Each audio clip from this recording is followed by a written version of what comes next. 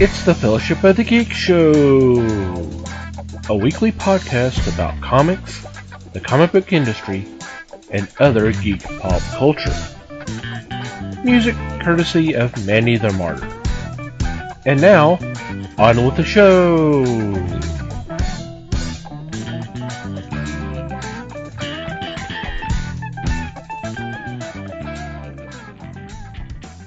Hey there, everybody. It's the Fellowship of the Geeks podcast. My name is Thomas Chick, and joining me for this episode is Mike Marlowe. Hey, gang. Les Webster. Hello. And Liz Newman. Hello, everybody. How are y'all doing? Groovy. Getting through it. Awesome.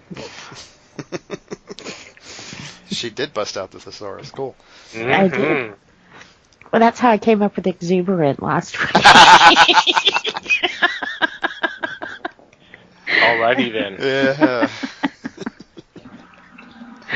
Yeah. Hope everybody is out there is doing okay. So what's been going on in your quarter of the galaxy? Oh, gosh. I don't know. Been an okay week, I guess. Not doing anything exciting if I can help it. But finally read the last volume of Killer Be Killed again. I say again because I've read them before.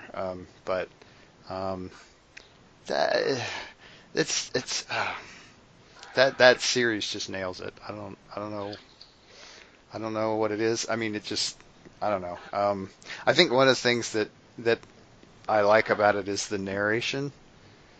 It's got a very meta feel to it, and it just, I don't know. I like that sort of thing, and honestly, I will probably be talking about that later when we get further along here. But it's just so much fun. And I also just actually this evening finished rereading Abbott. Woohoo! Which, yes, again, one of the best books of last year. I mean, easily top 5 for last year, and it's not just me that says that; it's a lot of people. So, great stuff. I can't argue too much with that. But you don't do lists, so you know. Well, I'm not saying there aren't 15 or 16 things on my top 5, but you know, I'm not good with counting and rules and shit like that. 1, 2, 5. 3, sir.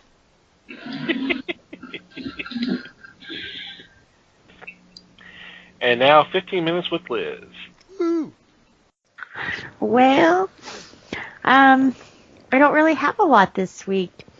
I'm And still that was with... 15 minutes with Liz. So should I just copy the 15 minutes from last week out and paste it back in? I mean, There you go. Ditto. yeah.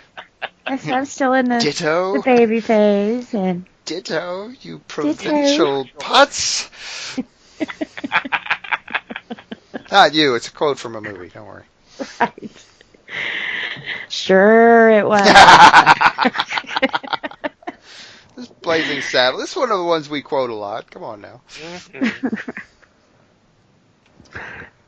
But yeah, like I said, pretty much the same as last week. I'm still reading the same book. Still holding the same baby. Holding the same baby.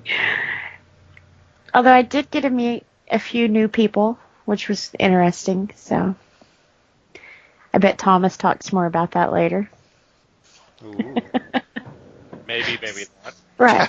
So I'm going to give my 15 minutes over to Thomas. I need to hear some of this story, I think. I have a sneaking suspicion I know what this is about. Yeah. But I wasn't there, so. No. And just notice the lack of hell I gave you that you gave me. I know, you was busy. He had a good excuse, so. I did? Wasn't you editing the monster? Well, there was that, yeah. Holy crap. So you was forgiven. This time, right. Right. You had to listen to the Joker talk twice. Again, You're right. forgiven. At least twice. Man, I even put in the show notes, I was shocked at how kind of nasty I got about that. Anyway, sorry. Yeah. I said I did. Well, cool.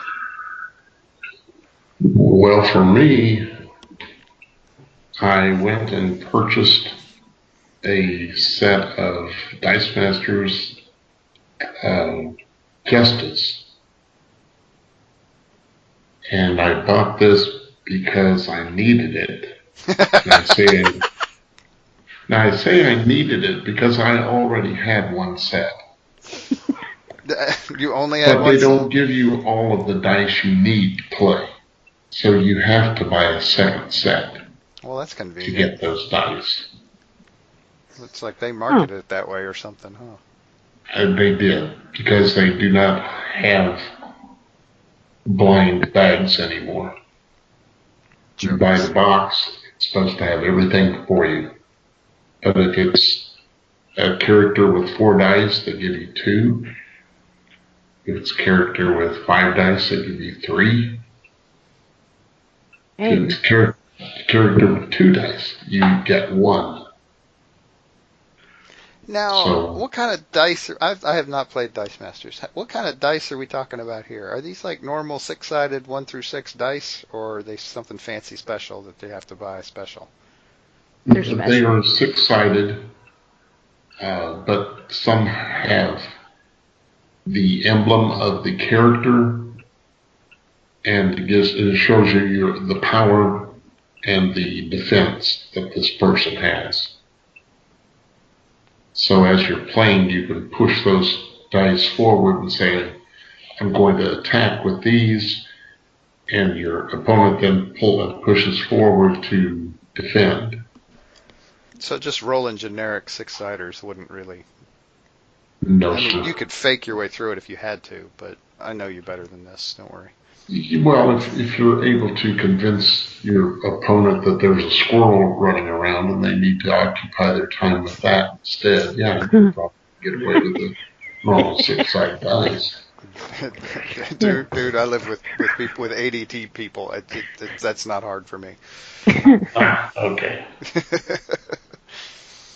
But yeah, I was just curious.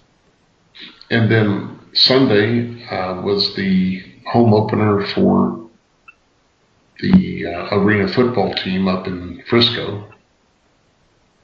So I was attending that. Thoroughly enjoyed it. They won their 3rd game of the season, so Cool. I'm now I didn't ready. know they had arena football until Wes told me that.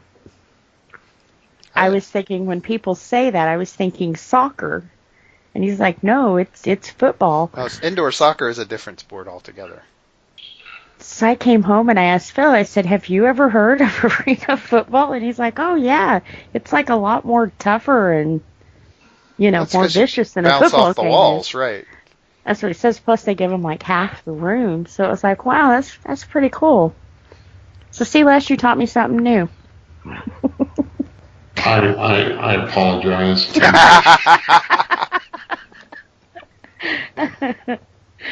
Well, during the game, I was seated and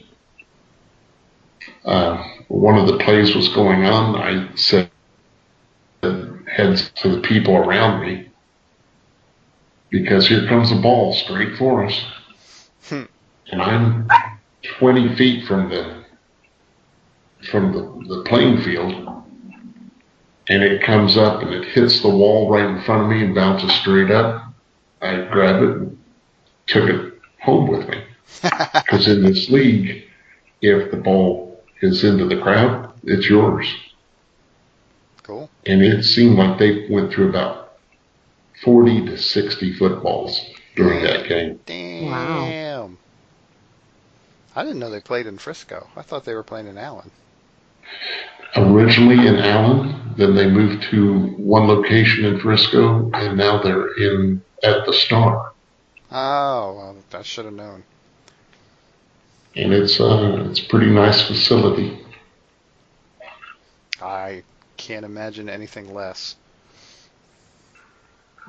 No pun intended, I'm Well, sure. I didn't even. What you did there? It's totally not intended. I really didn't think of that. But yeah, if you're not, I mean, obviously we're in the Dallas-Fort Worth area. The Star is the pretty much brand new facility that the Cowboys built in Frisco for practice and stuff, and basically they now rent it out for bajillions of dollars to anybody who wants to play there, including the high schools in Frisco, but that's a different problem. I think the city negotiated a deal on that, but we'll see.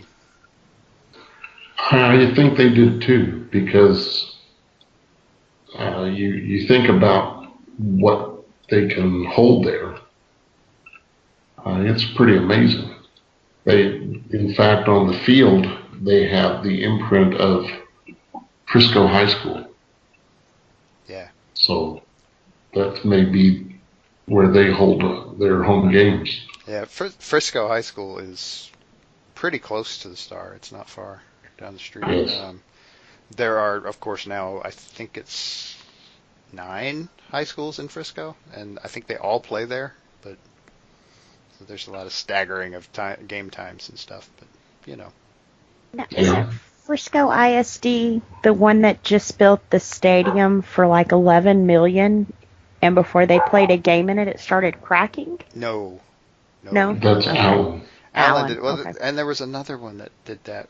I can't remember where it was. It was, but yeah, the Allen one. The Allen one. It was like 3 years in or something, and basically the stadium started falling apart. Yeah. But there was another one that was a smaller one that's also here in the area that started showing signs of wear before it opened. I wish I could remember the name of the town, but it's a smaller town. Yeah. Which is Frisco. Wasn't Prosper, was it? I'm sorry. I'm not sure either. I'm But it was grasping. something like that, because I was thinking the amount of money that they spent for a football field was kind of high for a little town like that, I don't even think Garland would spend that much on a football field. And we've got, 5? No, we've got 3. Right? Something like that. Yes, Yeah. I believe there are 3. There are 3. What was the question? High schools in Garland? I thought there were 5. No, the fields that we right, purchased. Yeah. Some of them are getting pretty old too.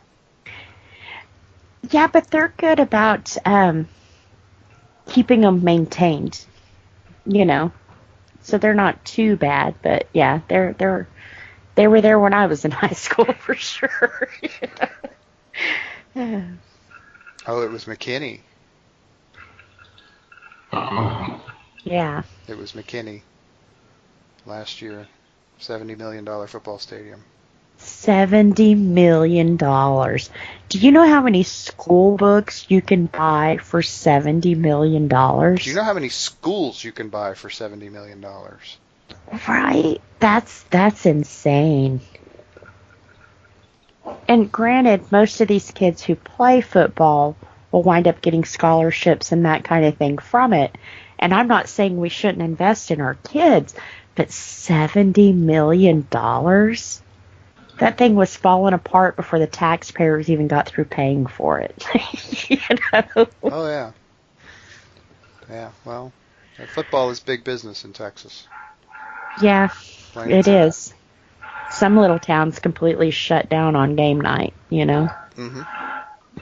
They sure do. What about you, Thomas? Well, as kind of mentioned earlier, we did have our monthly meetup last weekend, and that was fun. A little smaller crowd, but that's hey, things were going on. It's spring, a lot of activities going on, but it was fun. I enjoyed it. Y'all had a good time, right? I did. There was a lot of yes. different interesting conversations going on and stuff. Mm-hmm. It was good. I had picked up a couple of trades.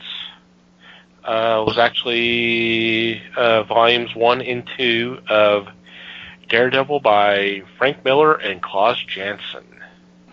Wow. Didn't realize there was a volume 3. They didn't have it, so I need to find volume 3. But these are the first stories that Frank Miller did pencil work. It actually includes 2 issues of Peter Parker's Spectacular Spider-Man that Miller also penciled. That included Daredevil. So these are the very first issues that he drew Daredevil, and then would eventually take over writing. I'm through the first trade, which also has the first appearance of Elektra. So it's been kind of interesting to read. The sad thing is, I think I've talked about on one of our previous episodes how I had a big collection when I was younger, and I sold everything thinking, okay, I'm done with this and all that. My first Daredevil issues I ever bought had Frank Miller, and I did not know who Frank Miller was at the time. I bought them when they first came out. So someone about 20 or so years ago kind of capitalized on my misfortune, but yeah. So, but Ouch. and yeah, oh well, live and learn. Mm. And I hadn't talked a heck of a lot about Twitch recently, but I still kind of watch stuff on there. And we are at the time of year that we kind of keep our eyes to the sky. And I'm actually following a team. They have several different. They have their own. Several of them have their own channels, but I'm going to go ahead and plug them because if anything else, at the very least, it may be informative for y'all. Stormview Live is the team. So if you went to Twitch, you just type in Stormview Live, and you'll see like the team name and then some of the individual ones. But I was actually watching a lot of them this past Saturday when we had all of the bad storms just here in Texas alone. And some of them are from like Ohio and Nebraska and all that. And they drove down here to chase these storms. And then one of them actually is kind of like oversees all of them.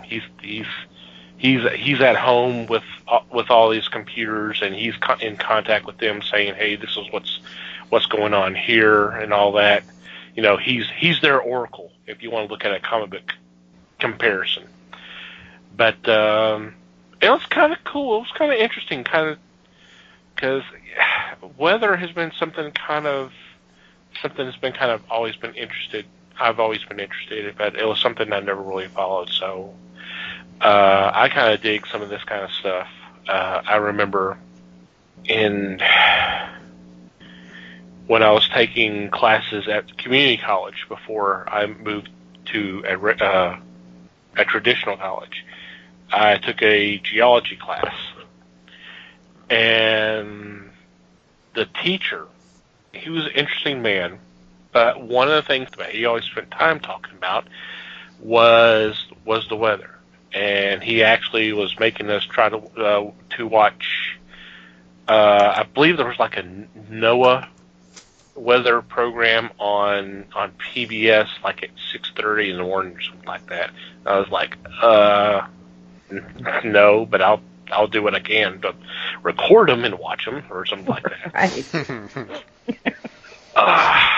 It was an interesting class because he was very unorthodox. Instead of reading chapters out of the books and then doing testing, traditional tests, what he did was he basically did diagrams and drawings all day, every class, and those were basically our notes. We were copying what he was doing. And then when test time came, we basically regurgitated those drawings with enough information just to make sure that he knows we understood what was going on. That was my tests. Interesting. It was very interesting.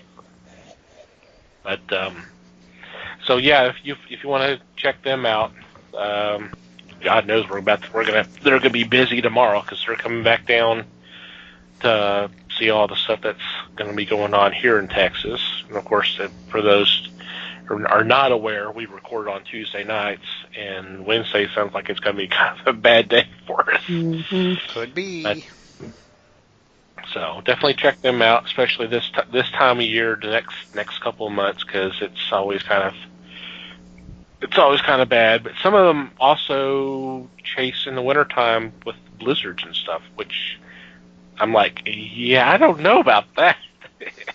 It's bad enough that you're chasing tornadoes, but you're actually going to do that? Okay. Yeah, good luck with that, guys. Yep. Yeesh.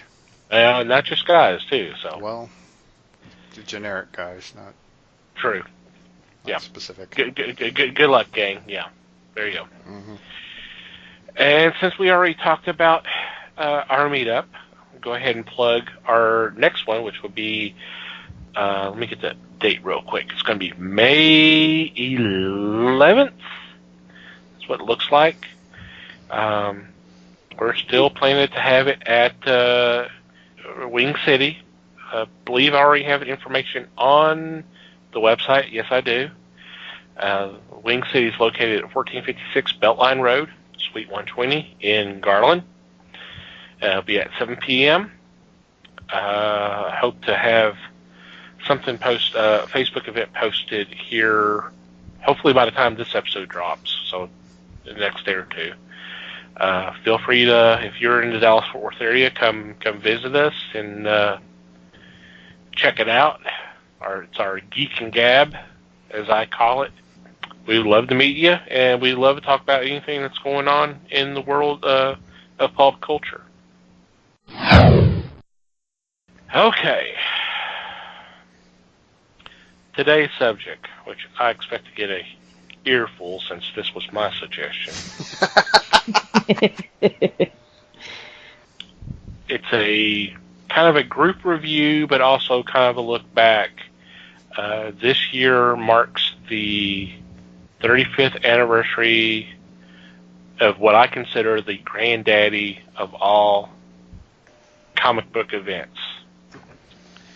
I mean, there was always team ups and stuff like that in books, but I think this is the one that really kind of set things off in terms of comic events that we see all too frequent nowadays. And this comic book event is Marvel Superheroes Secret Wars. Dun, dun, Now, dun. the history of the story of this, I've heard several times, but it's always kind of interesting to hear these stories, and it's you know, it's not unique. I mean, I've seen it with other books, but basically the story is Mattel approached Marvel about doing a line of action figures because Kenner was doing something with DC. And Jim Shooter, who was, I believe he was editor-in-chief at the time,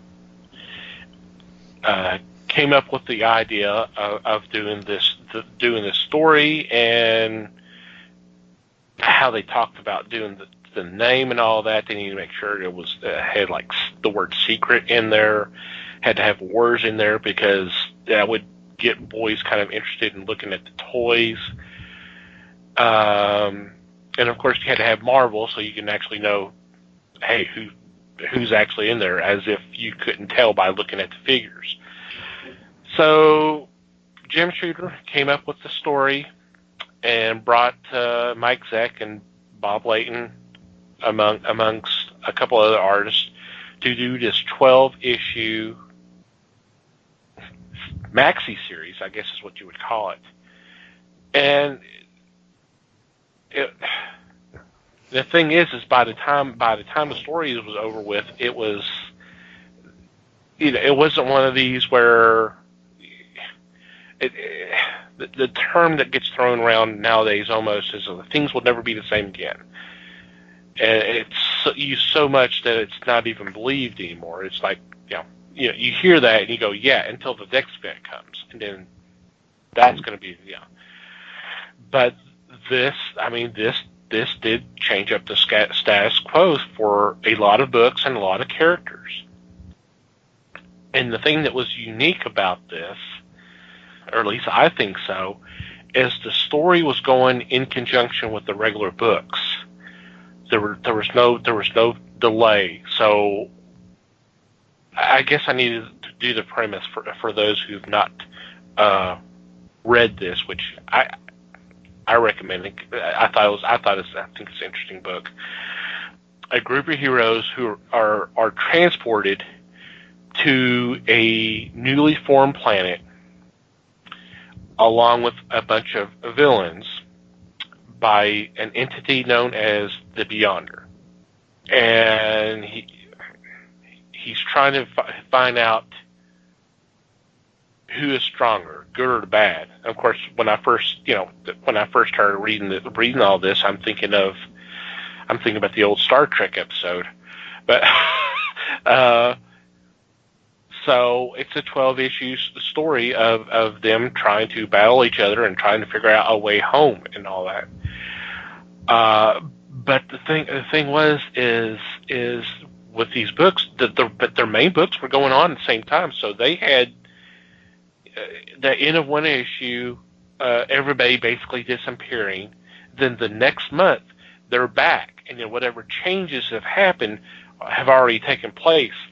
So we're the book's still going on their regular course, but you're going, how did we get here?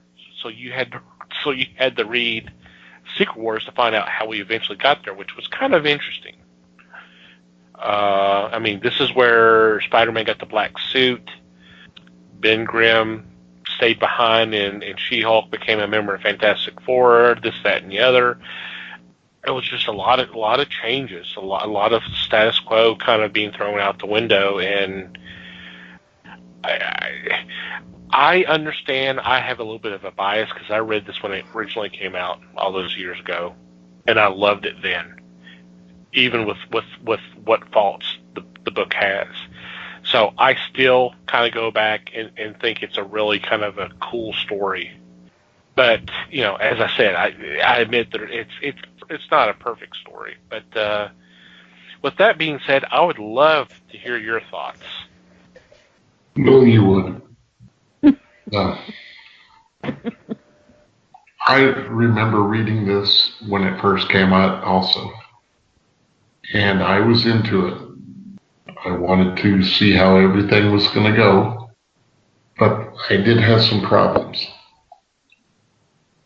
One was the idea of tagging their main books with the phrase Secret Wars tie-in. You and I have already discussed this. I think I've discussed this on a podcast or two.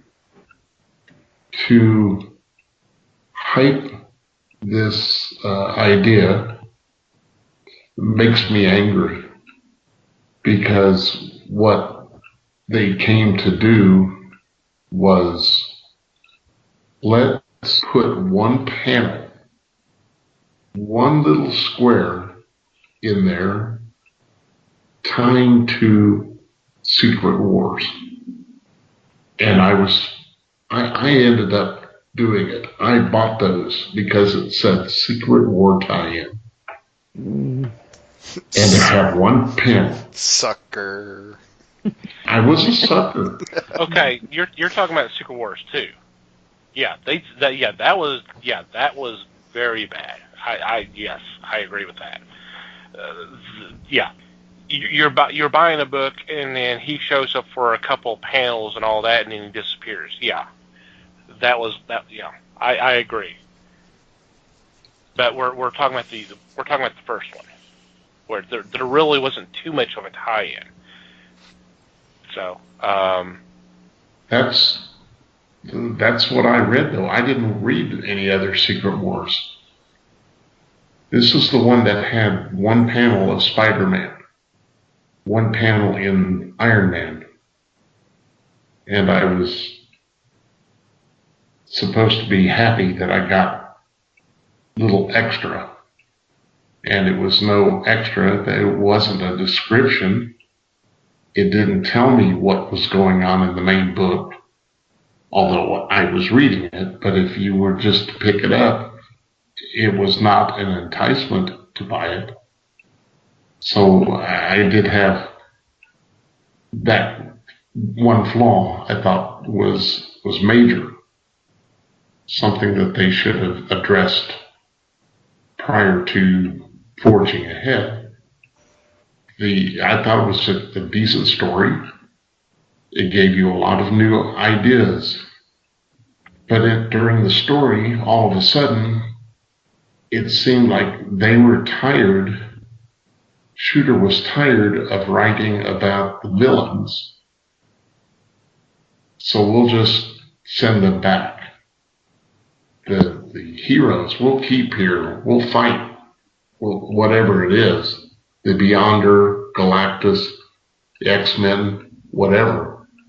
But then the villains are just gone. And I had a problem with that. I was thinking that Secret Wars was going to be a battle amongst the heroes versus villains, and that lasted out of the 12 issues. I think it lasted 5 or 6 before the villains were sent home, and I almost felt like they were misbehaving, so teacher sent them home. Well, they're villains. That's what they do. Yeah, but it's rather than detention, let's send them home. Well, it's also hard to maintain that mindset for that long. I mean, let's be honest, a 12-issue series it's a lot. It is. There's a lot to write there, and there's a lot of stuff that has to come together. Then don't you take the attitude of let's cut it back? Let's don't make it. Well, sure. Well, sure, but when this is the first time you've ever done anything like this, you're basically writing checks that your ass can't cash. I mean, true. So I mean, it was that this, given the way that this is like kind of the first of its type, they were winging it a lot. I mean, they were just making this up as they went along. I wouldn't be at all surprised, and this may be some hint as to how I feel about the story in this book. I wouldn't be at all surprised if they didn't have the story mapped all the way out when they started. I would not be surprised if they did not have an ending for this when they started. Or if they did, that they got so far away from it midway through that they had to either redo it or figure out weird ways to rein it back in. Bad did not hope. Because there was, yeah. I mean, don't get me wrong. I think, one, as a historical document, I think it's very interesting. The idea that this is the first. I also really like the collection that I picked up and read this from, and I don't know if you guys all got the same collection. But like the first bit, they like pulled pieces of the issues of the individual books where everybody disappeared and kind of collected that together, and that was really cool. I thought it was really interesting the way they did that. That was. And yes, it's a really big undertaking. I think bigger, like I said, I think bigger than they thought it was going to be. And I think for never having done anything like this before, I think they did a nice job. Maybe I'm just thinking of it from an editorial standpoint. I think they managed to tie it together pretty well. But generally speaking, yeah, I don't think the story makes a lot of sense. It's very out there in terms of, okay, let's just randomly make up this extra dimensional entity who just who somehow focuses on this one little planet in our dimension, grabs a whole bunch of random people off of it, sticks them on this amalgam world in the middle of nowhere, and tells them to fight to the death. Promises them whatever they want. I mean, is very vague about what the prize is, and just turns them loose. I think as a concept in general, it's really out there, and admittedly, I think that's what they wanted. I can't say that it works 100%. I think it works more often than it doesn't as a general concept. I think the whole thing, like I said, I think it ties together pretty well. I don't know. I don't know that it. I can't say that I liked the story. I can see how difficult it was to kind of pull together and all that, and I don't know. It's interesting. I definitely think it's interesting. I can't say that I think it's good or great, but I definitely think it's interesting. It is definitely worth reading, especially if you're one of those people that's into events as we know them now. The thing that somebody does once or twice or three times a year. And I also dearly love the fact that it's just such a transparent cash grab from the beginning.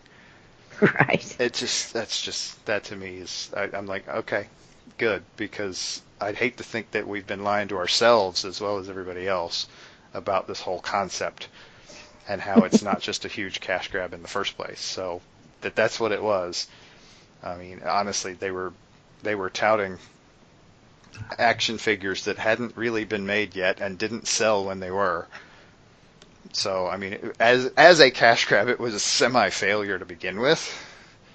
The fact that this has become the template that the big two use all the time kind of cracks me up in that regard.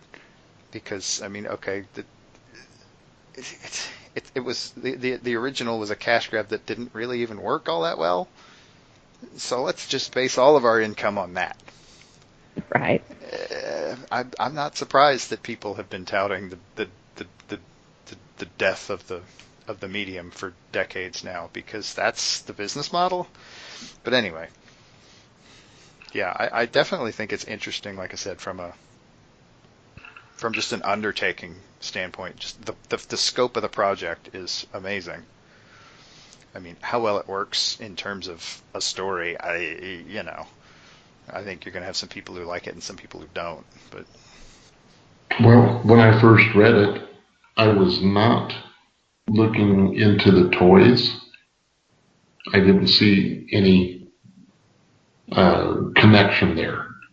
And I say that because I was reading for the story. I was not trying to break it down and see which direction they were going as far as marketing goes. Did you like it as a story? I'm sorry? Did you like it as a story? For parts, yes. Not totally, because it almost, to me, it started to drag. Yeah. When you sit and read the entire volume, it starts to drag in parts. But then that's what you get from reading from a collection when they start referencing, see Iron Man 152, check out Spider-Man 387, whatever. Yeah. And think that that's going to tell you everything. And at that time, I was very small numbered into reading. I was reading that, and I was almost only reading that.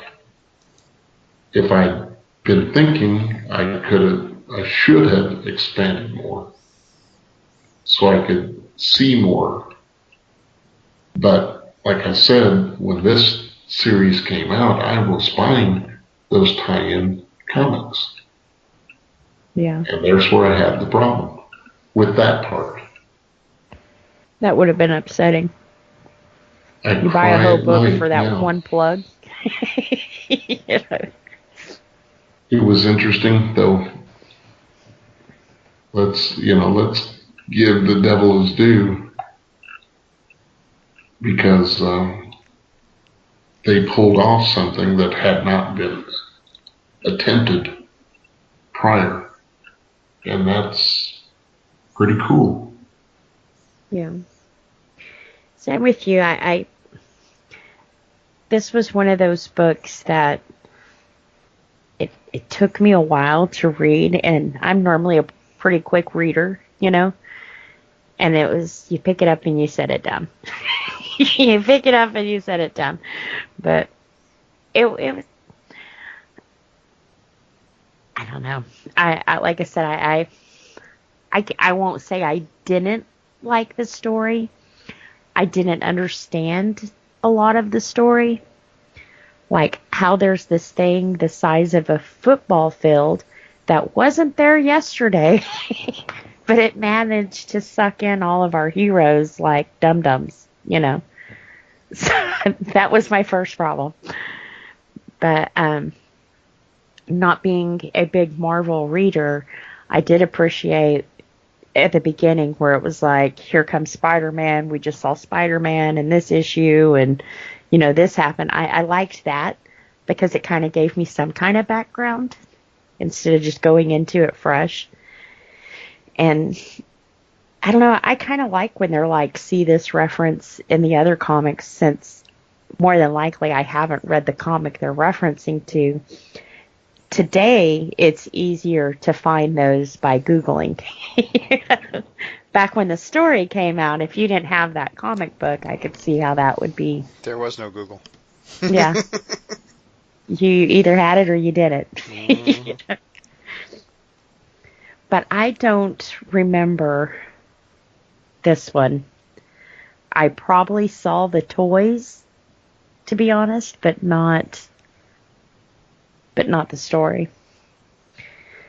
So yeah, that's what I have about the Secret War. Yeah, and honestly, I had the same problem with reading it that you did. It took me a lot longer than it should have, because Yeah. I would read an issue and I would be done. I would just be ready to stop. And Yep. so then I would come back to it like the next day. I ended up forcing my way through it, but it was not a story that flowed particularly well. Um, individual issues of it, in a way, tended to flow together, but they didn't. I didn't think they transitioned all that well, and I never quite got. I mean, the whole war, the whole good versus evil thing. I don't think they played that out very well. Yeah. It didn't seem They to. didn't make it clear. It didn't. It. They did. I agree that they did focus way more on the heroes than they did on the villains. It's like they didn't want to deal with how villains would react to these things, and honestly, they treated the group of villains almost like a big super team, when it was clear that none of them really should have been working together. I mean, you've got a group like the Wrecking Crew, who they work together some, but I mean, it didn't. It just didn't. They didn't seem to get villains all that well, and I think that I think a lot of that was that that was kind of the scope thing, kind of biting them in the butt a little bit. Was it never occurred to them that it would be that much harder, because I mean, back then, I mean, even into the 80s, I mean, most storylines were 3 issues or less. Mm-hmm.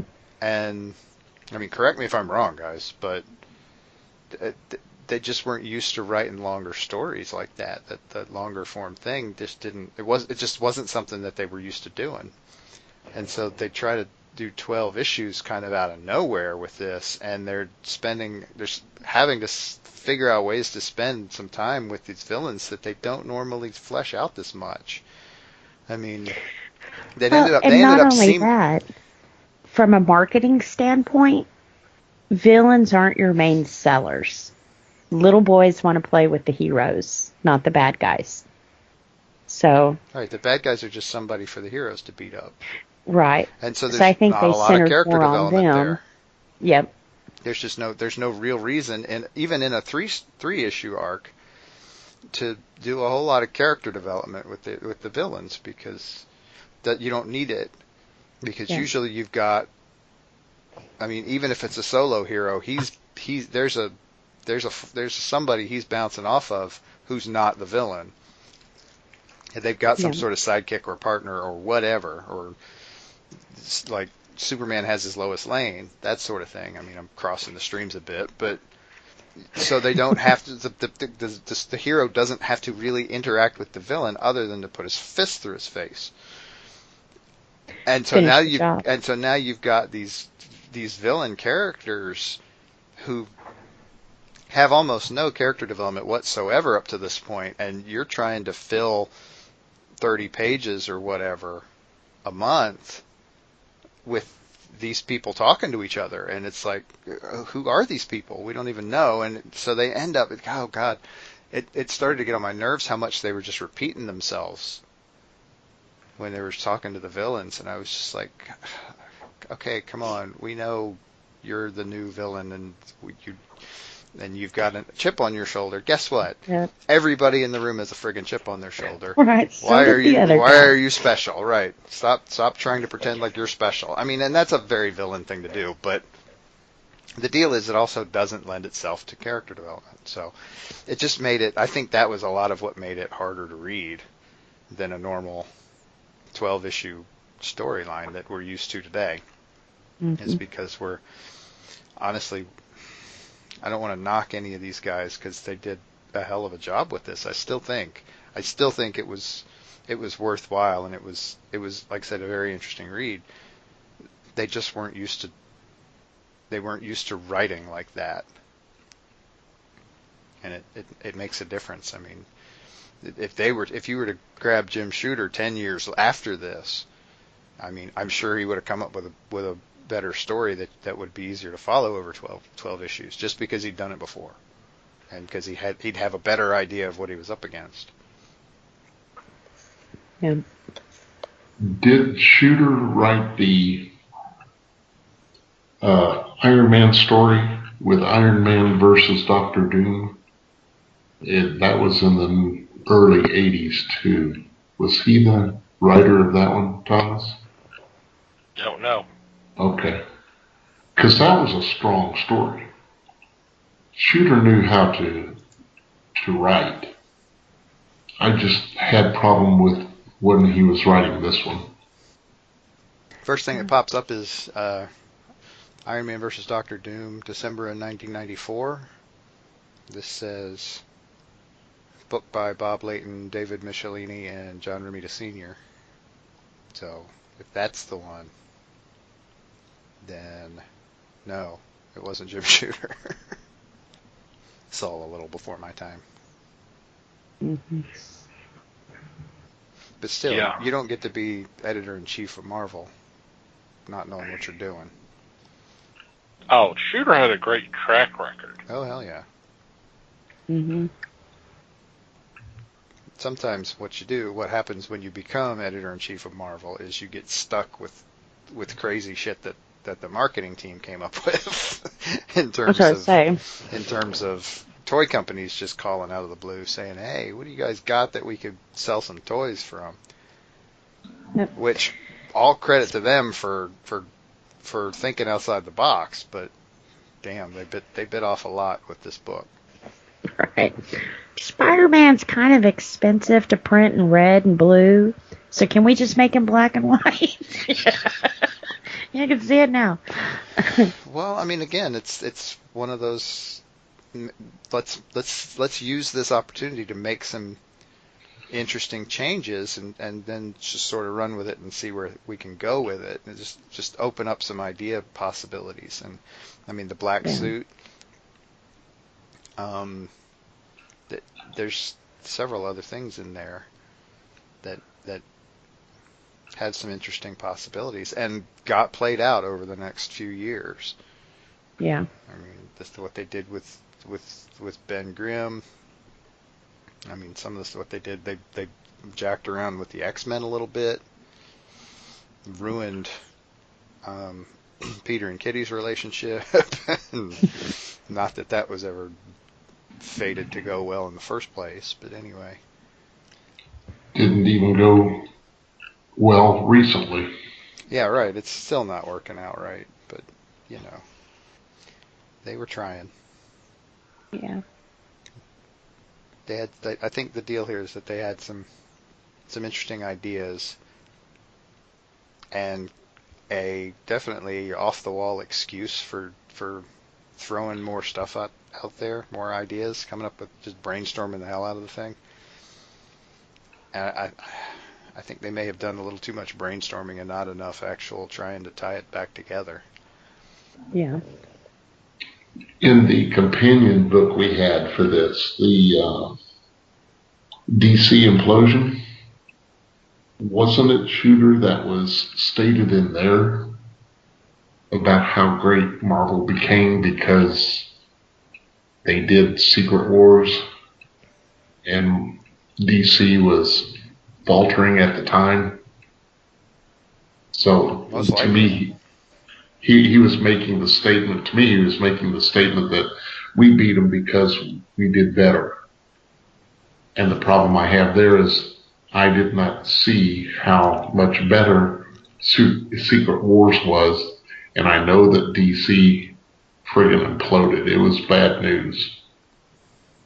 But I would not hang my hat on something that it was well received.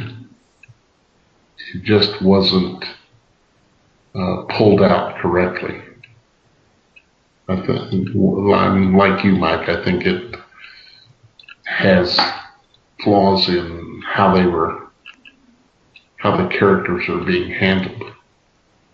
And as a result, it did not sit well with me. Yeah, and I hate to dwell on the negative. I mean, because like I said, there is a lot of positive here. There's a lot of new and interesting stuff. I mean, just the concept of the 12-issue series like this is, I mean, that by itself is groundbreaking. I mean, you can't really expect them to knock that out of the park on the first try. They're just not, like I said, they're just not used to doing that. But it was ballsy. I'll give them that. I mean, especially to do it all on what is essentially a cash grab. It's I give them credit for trying, for sure. I mean, and it's not completely unreadable. It's just not, it doesn't have quite the flow that you would hope for. It's kind of like, I'm trying to, I almost hate to use this as a comparison, but I'm going to anyway. It's kind of like War and Peace. War and Peace is one of those books that's daunting because it's just so long. It's just an incredibly long book. And I mean, the paperback copy that I read years ago was like 1,200 pages long. And it's just this slog of Russian society going on, and it just goes and goes and goes. And I kid you not, I mean, 1,200 page paperback. I mean, on page 1,100, they're still introducing new characters to this thing. That's just kind of the way that thing goes, and it's just this really long thing, and it's one of those things that you read it almost out of a sense of duty. I mean, it's like, okay, yeah, I need to read that someday. And admittedly, I'm weird because I like studied literature, but in college. But it's the kind of book that you read kind of because you feel you have to, more than because you think it's going to be a great read. And I kind of want to I kind of feel like I need to compare Secret Wars to that, because it's one of those books that I'm glad I've read it. I'm going to be real surprised if I read it again, just because I don't think I need to do that. I read it. It was interesting. There were some interesting points to it. It wasn't perfect, like Tom said originally, but I'm glad I read it. As am I. I'm glad I did read it. Yeah, And now that I've done it, I may not read it again, but I may. right. And you got it. So, I mean, if you decide to, then go for it. I mean, I've still got War and Peace on my shelf somewhere. It's probably got a good layer of dust on it at this point, but it's there if I want to reread it. Sure. I've got the same kind of attitude about Ulysses. I made myself read it. I don't want to compare Secret Wars to Ulysses. That is totally, I mean, it's not totally different, but Ulysses is a book that you read to challenge yourself. Secret Wars is better than that. It's more readable than that. That's why I went with War and Peace, because it's big and people are scared of it because of that. I mean, Secret Wars is big, especially by comparison to what was being done at the time. So Yeah. it was worth reading.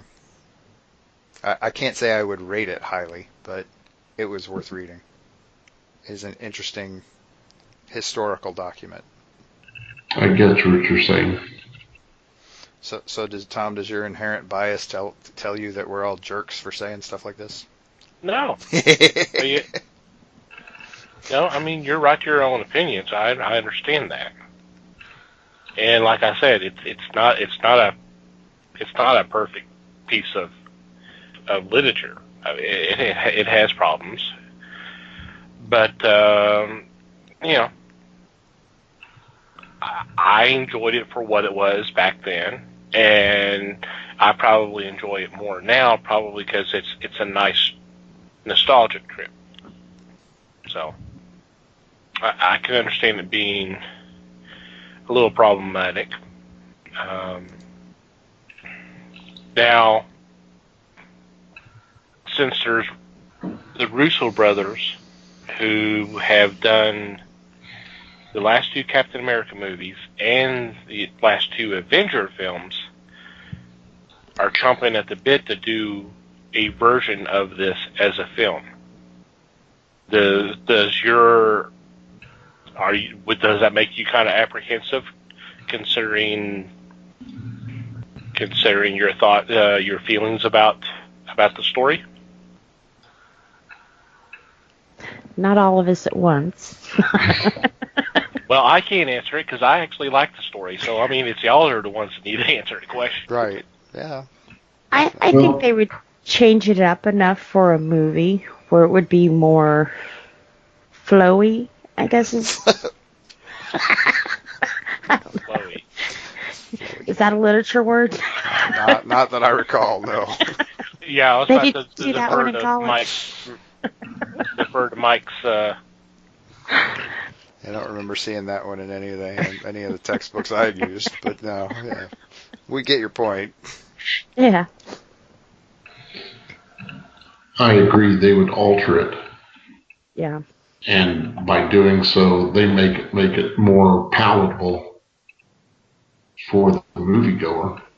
In so doing, they would probably pull the story I'm sorry, but out of the mire that it is in at this moment. See, I would say that there's a good possibility. Yeah. yeah, man, I hope they would, but I don't know. I mean, it depends. It really depends on how they read it in the first place. It's kind of totally subjective. I mean, if they really loved the book, even 35 years down the road.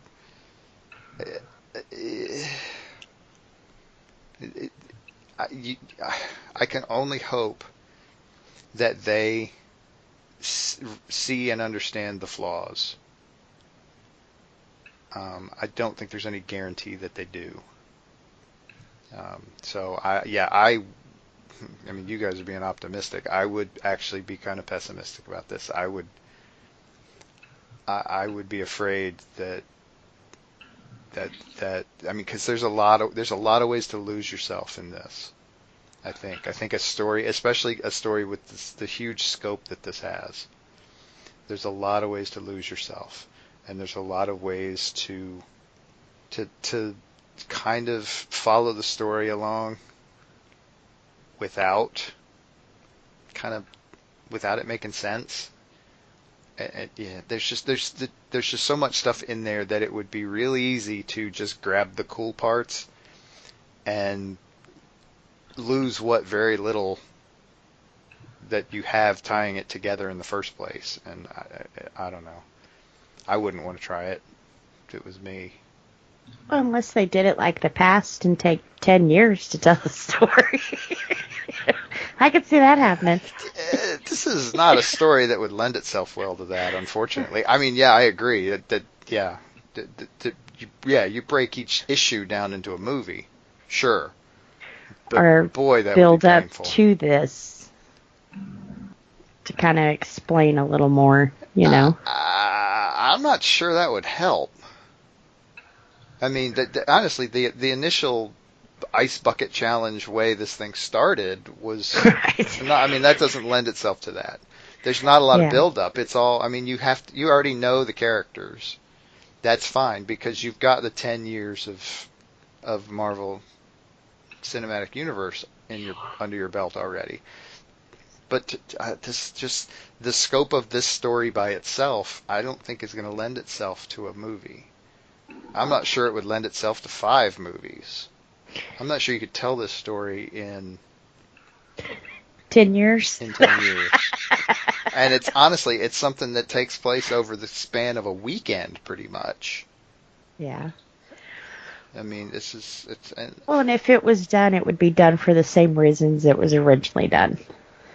Marketing and toys. Well, I mean, yeah, there's an argument there, I think, yeah. Again, like I said, if it depends on whether the Russo brothers really think that this is just a genius story or not. Yeah. I mean, if they just think that this thing was the be all end all of crossover event stories, then I think you're starting in a bad place. The risk of sounding negative. Well, with the toys and stuff with Kenner, do you think Mattel saw what Kenner did with Star Wars and was like, we need to tap in on this? Because didn't George Lucas give up his royalties to the movie as long as he could keep the royalties from the merchandise? And cleaned house. You say give up. I don't think he had a choice. I think he said, I think that's what he was presented, was that he wasn't going to own anything, and he said, hang on a minute, can I have merchandising rights? And they said, sure, whatever, and screwed the pooch on that one. But yeah, I don't think that was a give up. I don't think he had anything to give up on that. I think he just asked for something blindly and got it. But he was probably glad, especially hindsight, he made a killing on that deal. Oh, hell yes. No doubt about it. I think had it been the opposite, he might have been upset. But there for a while, especially in my childhood, you never went to a store or anywhere without seeing Star Wars somewhere. Whether it was a pair of socks, a candy, a toy, a magazine. Oh, God, it's still true. Yeah. Well, and even those toys from that time period, are still quite expensive, especially if it has the name Kenner on it. Because Kenner then sold their rights, I think, was it to Hasbro? for Star Wars. Somebody bought them, yeah. I don't remember. So that they made their money. So I think Mattel was kind of sitting Oh. back going, huh. I think the deal was by then they were going under, but right. Yeah. Because Kenner's not really a name you hear a lot anymore. Mm-mm. Well, and even at a lot of the toy shows and stuff, it's not a name you see all the time there either. Right. Because I don't think they're doing anything right. I don't think they exist anymore, Mm-mm. basically. I'm pretty sure they. Well, and their older stuff, like the Star Wars stuff, most people who have that are not going to turn it loose. They're not carrying it to a show, that's for sure. Mm-hmm. There's too much risk involved. Yeah. Stuff disappears at shows. That's the kind of thing you're selling at auction, not at a show. Mm-hmm. Well, and it's kind of interesting, though, because not to get too far off the path, but I have a friend who sells, older toys and that kind of thing, and they showed me a trick they use that you can actually tell a real toy from that time period from a replica. Because, of course, there's tons of replicas. Mm. But if you take a toy and drop it in a glass of water, the original ones will float. The repops will sink to the bottom. And I thought, that's kind of cool. And easy, So if you have any Star Wars toys and you're wondering... Throw them in water, yeah. See if they float in the toilet. There we go. No, don't do that. And if they turn out to be sea monkeys, hey, well, what the hell? There you go. Right. And if they swim, you're in big trouble. Wasn't there a G.I. Joe toy that swam? Anyway, that's way off topic, but yeah. Pretty sure there was one, but... I think so. See, and I had one of those that had the fuzzy beard and the little fuzzy crew cut. I wish I would have kept him. Wow. Yep. He was still ball jointed before they made the stiff triangle arms, Mm-hmm. Back when they realized, it's cheaper to just mold the arm as one piece. Yeah. And they break, and you have to buy another one. Oh, what a pity. Yeah. That's why those old ones float, is because they're made hollow, and so they'll break more easily. But anyway. Yep. Barbies, too. Mm-hmm. Dang, that's another thing. I wish I would have kept my first one. What, before or after you shaved its head? Right. I remember that story. Come on now. That's how I found my love for cosmetology.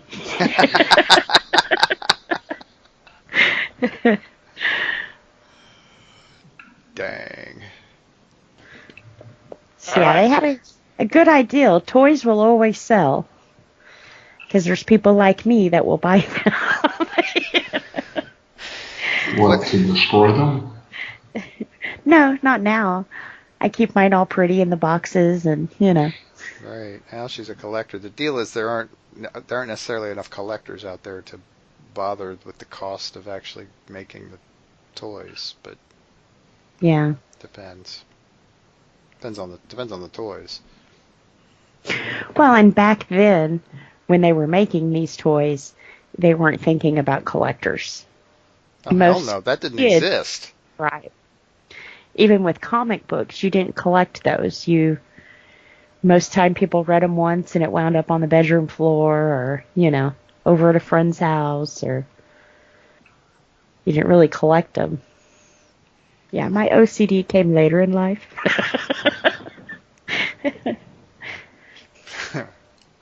And that's my story, and I'm sticking to it. Uh-huh.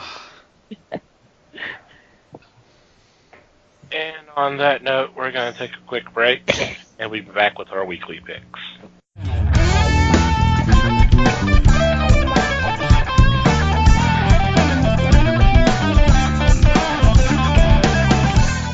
And we're back. It is time for our weekly picks, and Mike leads off. Yeah, I'm leading off. I get to go first. Woo! Anyway, my first pick is from Vault Comics. And I am picking Fearscape, number 5. This is, I'm trying to remember, this has actually it's been kind of a long time unwinding on this series, so I'm not sure. I don't remember if I actually talked about the first issue or not. I either talked about it or reviewed it, which tells you how long it's been. But this is the final issue of this series, and this, I kind of mentioned meta in passing earlier. This series is actually a fun little example of something called metafiction. Not necessarily a lot of people are going to know what that is, but that's all right. It's still fun. It's basically a lot of breaking the fourth wall. And so this guy he's a writer, and he's got this mentor who is really talented, and the Henry, not the mentor, the other guy, the main character, is kind of figuring out that he's a talentless hack, basically. Except that something happens and he gets mistaken for the mentor, and gets dragged off. And I won't go too far into this, but he gets dragged off into this kind of dream world thing, and it's very self-reflective and meta, and I don't know if it's probably one of those books that's got a limited audience, but it's really well done for what it is, and I'm part of that limited audience, so I really enjoyed it. It's essentially a kind of a weird fantasy type thing. So if you're into weird fantasy type things, it's definitely worth checking out. Cool. Even if I'm not the best at selling it, apparently. So I have a dumb question. Uh-huh. Is Deadpool considered meta then, since he constantly breaks the fourth wall? There are meta elements there, yeah. Okay. The whole fourth wall thing is kind of a meta concept. No. This goes a lot. The Fearscape goes a lot deeper into it, and it goes. I mean, the whole thing is about writing is about building stories. So that gets really into metafiction. But yeah, Deadpool is not surprisingly, and I don't know if this is a really good way to describe it, but Deadpool is a very shallow version of it in a way. Right. Because he doesn't go real deep into it. Which, I mean, right. It reminds me of one of my favorite lines from the TV series Red Dwarf. Cat gets told, he's like, okay, that's a pretty shallow reason for justifying your existence, and his response is, I'm a pretty shallow guy. Yeah. So yeah, Deadpool is a shallow guy. That's cool. That does sound interesting, though. Well, I challenge that Deadpool's meta. I think he's more mental than anything else. Well, meta-mental. He's mental in sort of a meta kind of way, you know. Alrighty, I am next, and for my first pick, it's a crossover I never knew I needed, but I do want it. And it's from Archie Comics. It's Jughead the Hunger versus Vampironica. And I would love to figure out how they get these together, because in their separate universes, the alternate forms are not there. Like in Vampironica, there's no werewolves. In Jughead, there's no vampires. So how are we going to get these two together? It'd be kind of interesting to see how this works out. And it's going to be written by Frank Thierry. Love his stuff. And then art by Pat and Tim Kennedy, who's no stranger to Archie books, specifically the horror line. And the horror line has been some pretty strong stuff. Been enjoying the heck out of that. Mm-hmm. Yep. Surprisingly, it was good. So, I mean, this was teased at the end of Jughead the Hunger, so which just came out like just a few weeks ago. So we're gonna jump right into it. Should be fun. And as Mike was referencing earlier before the show, some great looking covers for the first issue. Big time. Every one of them is beautiful by itself. Mm-hmm. Alrighty, Les, you're next. My first choice comes from IDW. It is Dick Tracy Forever, #1. I look at the write-up on this, and there's something that is so true. Dick Tracy will never give up trying, no matter the era or incarnation. Of course, he is battling crime, especially against the absurd villains that were a mainstay for Tracy. This one is written and illustrated by Michael Avon Emming, who has done so many nice things in the past. I've got a feeling that this is going to be another notch on his belt. I think this is just going to be good times all around.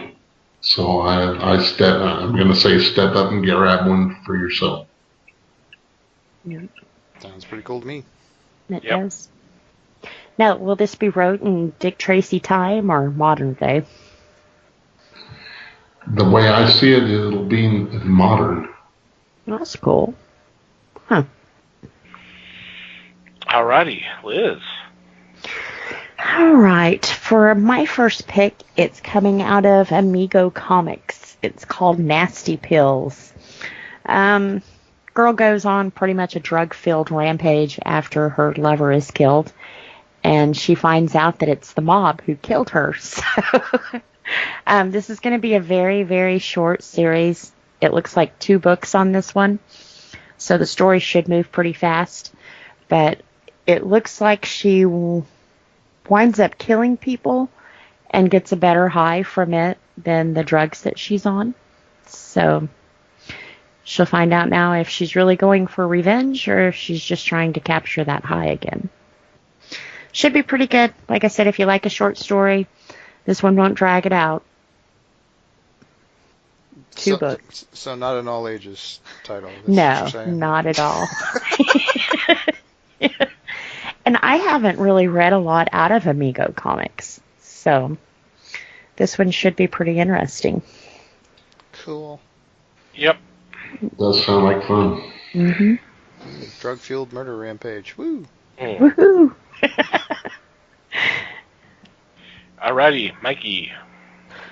I'm saying that I'm not really trying to sound snarky, but it may be coming across right. that way. No. It actually does sound like an interesting story. Especially up against the mob who's probably supplying her drugs to her. Oh, one way or another, yeah. Indirectly. Okay, so my pick. My second choice is from Valiant. And speaking of another publisher that's doing some fun stuff, this week brings us Punk Mambo #1. This has been a kind of people have been waiting for this one.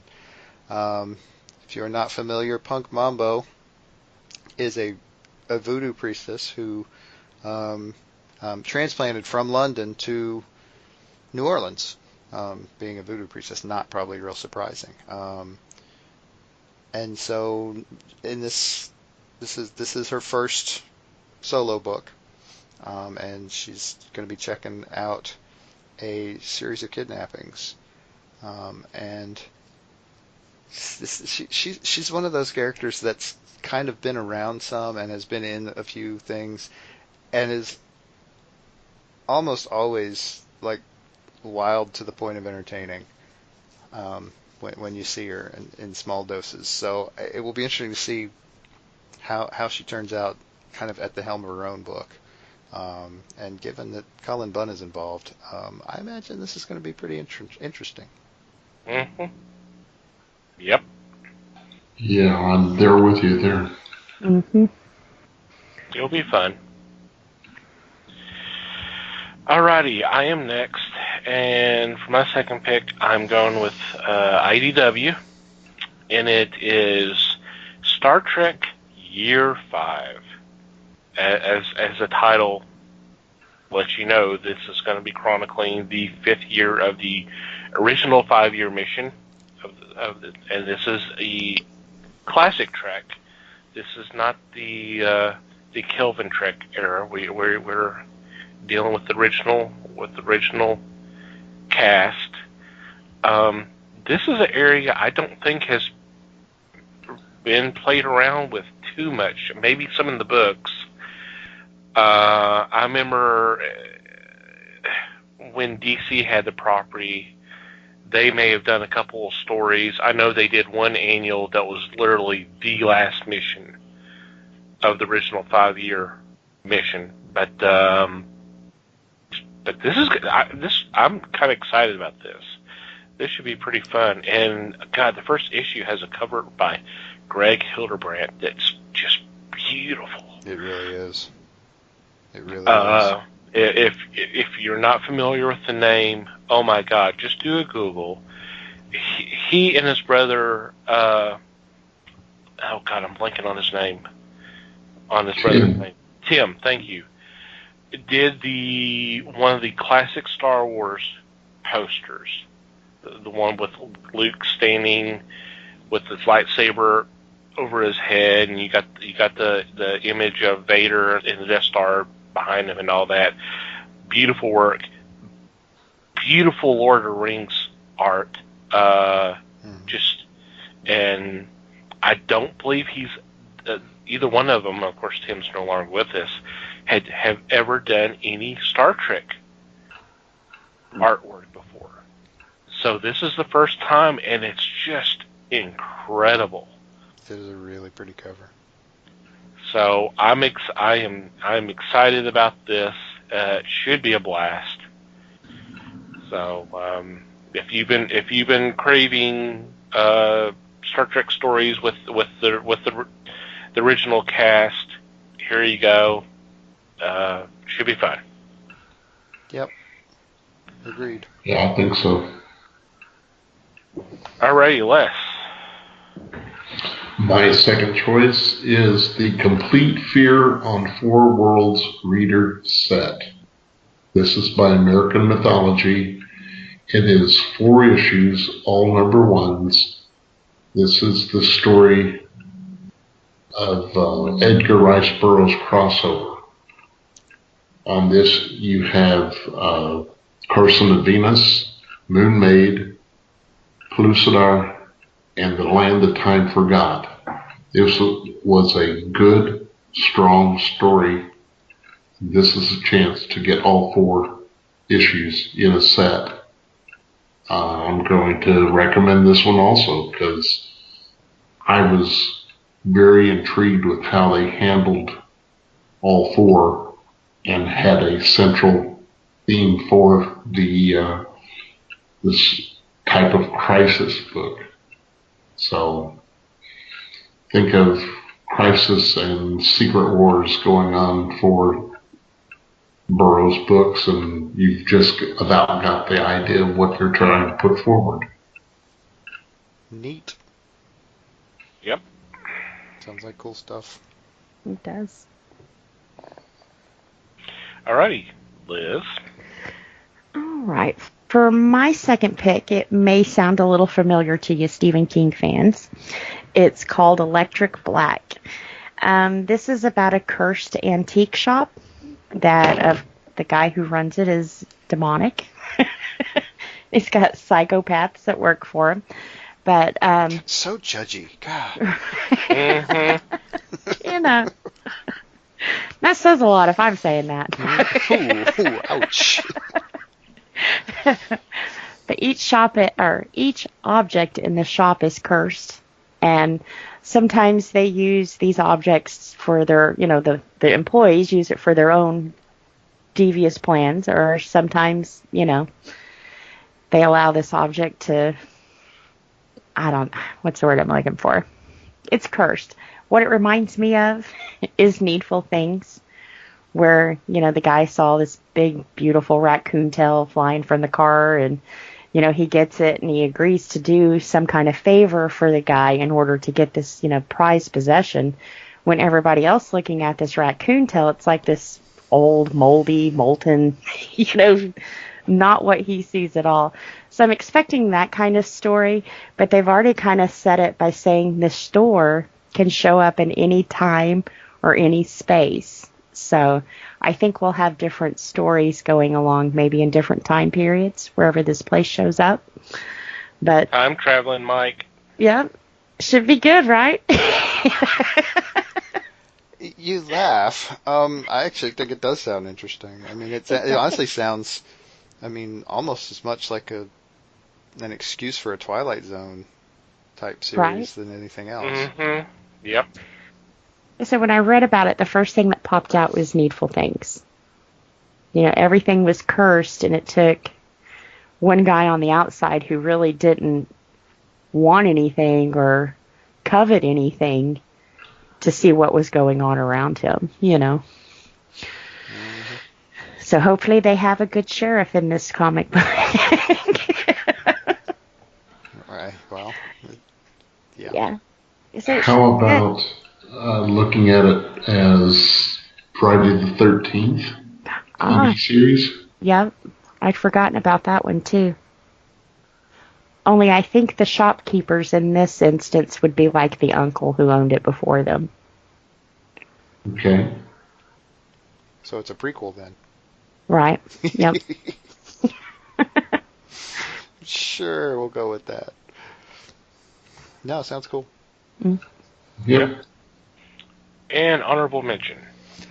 Honorable mention this week is a DC title. This is a hardcover collection. It's called Batman Noir, Gotham by Gaslight. This is actually a combination. This has got two stories. It's got the Gotham by Gaslight in it, and it's also got a story called Master of the Future.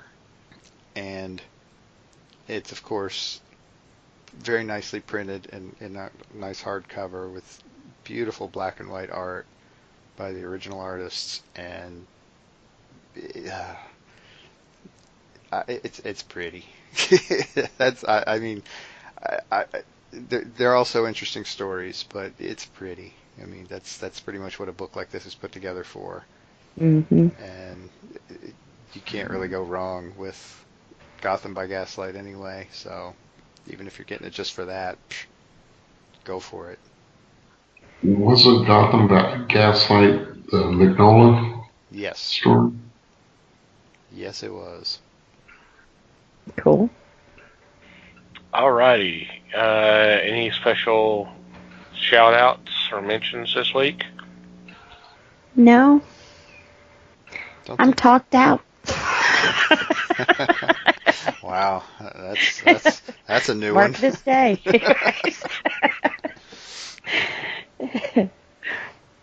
So, no for everybody then? I got nothing. Okay. Nothing here. Alrighty. Go to our regular shout outs. And first of all, we want to thank Pop Goes to Culture for allowing us to be part of their podcast network. We'll have a link in the show notes. Go check out some of those other shows that are members as well. We do appreciate their support. Also want to thank our fellow podcasters on Twitter, affectionately known as the Pottern Family, for spreading the word of the fellowship. Definitely, you need to go check those guys out. And the best way to do that is to just do a search, hashtag Pottern Family, one word, and just scroll around, and something catches your eye, just download that episode and have fun. Thank you guys for your support. Want to thank Manny the Martyr for supplying the music to our podcast. We'll have a link in the show notes for their music for you to peruse. Thank you guys. And last but certainly not least, Hugh. Thank you for downloading and listening to today's episode. We do appreciate your support as always. We would love to hear from you. We would love to get some feedback from you. If you have a question, comment, suggestion, complaint, whatever, please send it our way. There are several ways you can do that. Email is email@thefellowshipofthegeeks.net, or you can go to the website and click on the About Us tab, and there's a contact form that you can fill. Please follow us on our social media. We are on Facebook, The Fellowship of the Geeks. We're also on Twitter, obviously, at Fellowship Geeks. If you'd like to follow our personal Twitter accounts, by all means, Mike can be found at MikeyGeek. Liz can be found at LN_geek. And I can be found at TomTCGeek. And as I mentioned last week, we have started up a group page on MeWe. That's MEWE. You can be able to search it, just The Fellowship of the Geeks. So if you're on MeWe now, by all means, send a request to be added, and we'll do that real quick. Not much on there right now, just our links to the previous couple of podcasts, but we're just now getting things up and going. I'm kind of liking MeWe so far, but it's still trying to get my feet wet. So if you're on there, by all means, join our group. And wherever you download our podcast, by all means, rate and review it if you have the moment. Sorry. Any final thoughts other than barking? Woof woof. Yeah. Yep. Flacco is not happy. Because we're ending? Because yeah, the show's over. Yeah, it's over. We're kind of sad the show's over. Yeah, Flacco didn't get to share her thoughts on Secret Wars. Yeah, whatever we thought about tonight. Whatever the hell it was. That was a long time ago, man. I don't know. He said he wasn't going to tell me because it was a secret. And y'all going to fight over it, so there's the war. Oh. There is a war in the house. So, once again, any final thoughts before we say goodbye? Just thanks, everybody. Thanks, everyone. Thank you very much. Thank you for listening once again, everybody. We do appreciate your support as always. And until next time, geek on, my friends.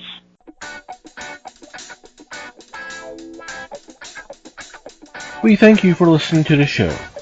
Comments, suggestions, and questions can be sent to email@thefellowshipofthegeeks.net. You can follow us on Facebook at The Fellowship of the Geeks and on Twitter at Fellowship Geeks.